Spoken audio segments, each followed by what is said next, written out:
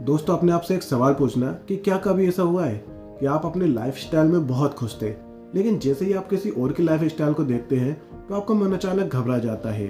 जैसे social media खोलना और किसी दोस्त की सक्सेस देखना, किसी की बॉडी, पैसे या लाइफस्टाइल को देखना और अचानक ये लगना कि यार मेरी जिंदगी में ही कुछ कमी है।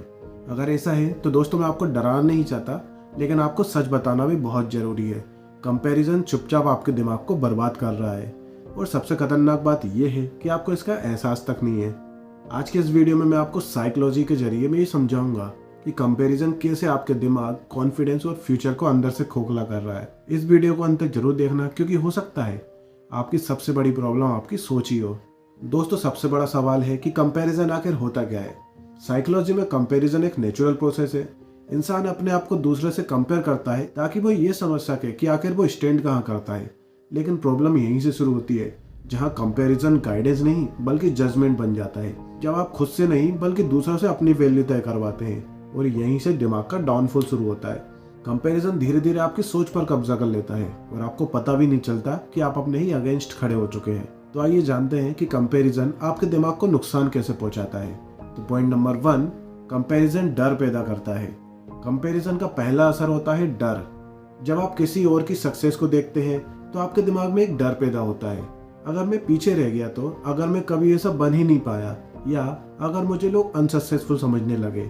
साइकोलॉजी कहती है कि दिमाग को अनसर्टेनिटी सबसे ज्यादा डराती है। कंपैरिजन आपको फ्यूचर के ऐसे डर दिखाता है जो अभी मौजूद ही नहीं है, और डर में जीने वाला इंसान कभी अपना बेस्ट वर्जन नहीं बन पाता।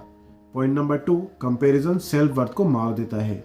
कंपैरिजन आपको यह सिखाता है कि आप कम हैं, कम स्मार्ट, कम सक्सेसफुल, कम अट्रैक्टिव और कम वर्थी। साइकोलॉजी में इसे कहते हैं नेगेटिव सेल्फ स्कीमा। जब आपका दिमाग बार बार ये मान लेता है कि आप दूसरों से कम हैं, तो आपका कॉन्फिडेंस अंदर से टूटने लगता है। आप खुद पर शक करने लगते हो, अपने डिसीजन पर भरोसा खो देते हो और धीरे धीरे आप खुद को एक्सप्रेस करना बंद कर देते हो। लेकिन कहानी यहीं खत्म नहीं होती है।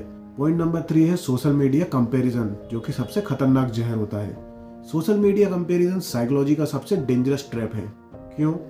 क्योंकि आप वहां पर लोगों की हाईलाइट रील देख रहे होते हो और कंपेयर कर रहे होते हो अपने बिहाइंड द सीन से। साइकोलॉजी कहती है दिमाग फेक परफेक्शन को भी सच मान लेता है, और आप भूल जाते हो कि हर स्माइल के पीछे एक स्ट्रगल है और हर सक्सेस के पीछे एक फेलियर है। लेकिन आपका दिमाग सिर्फ ये देखता है कि सब आगे बढ़ रहे हैं और मैं ही पीछे रह रहा हूँ, और यहीं से मेंटल प्रेशर एक्सप्लोड होने लगता है। पॉइंट नंबर 4, कंपैरिजन फोकस को खत्म कर देता है।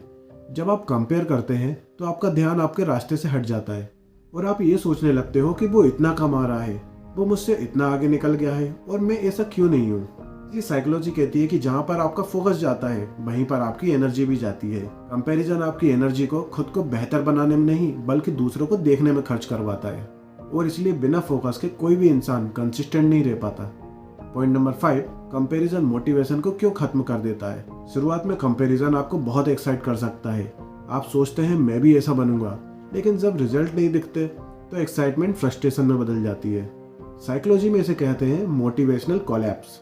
आप काम शुरू तो कर देते हो लेकिन बीच में ही छोड़ देते हो, क्योंकि कंपैरिजन आपको ये फील कराता है कि आप कभी इनफ नहीं होंगे। पॉइंट नंबर 6, कंपैरिजन एंजाइटी और डिप्रेशन की जड़ है।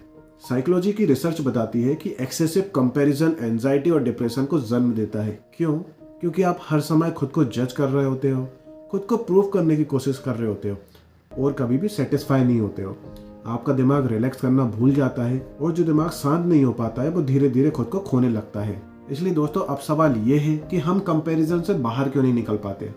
इसके 3 साइकोलॉजिकल कारण हैं। नंबर 1, अप्रूवल की भूख। हमें दूसरों की वैलिडेशन चाहिए होती है। Number 2, fear of missing out, यानी कि फोमो। हमें लगता है कि हम पीछे छूट रहे हैं। नंबर 3, डिसिप्लिन की कमी।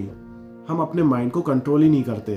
कंपैरिजन तब तक कंट्रोल में है जब तक आप अपने दिमाग को कंट्रोल में रखे हुए हैं।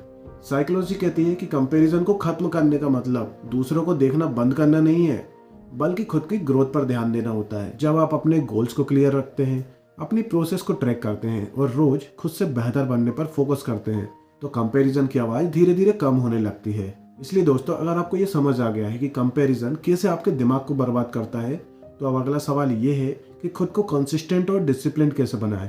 क्योंकि जब तक आप कंसिस्टेंसी और डिसिप्लिन को नहीं सीखेंगे कंपैरिजन बार बार आपको डिस्ट्रैक्ट करता रहेगा। इसलिए हमारा वीडियो कंसिस्टेंसी और डिसिप्लिन का सीक्रेट जरूर देखें, क्योंकि ये आपको मेंटली स्ट्रांग और फोकस बनने में मदद करेगा। Thank you for watching.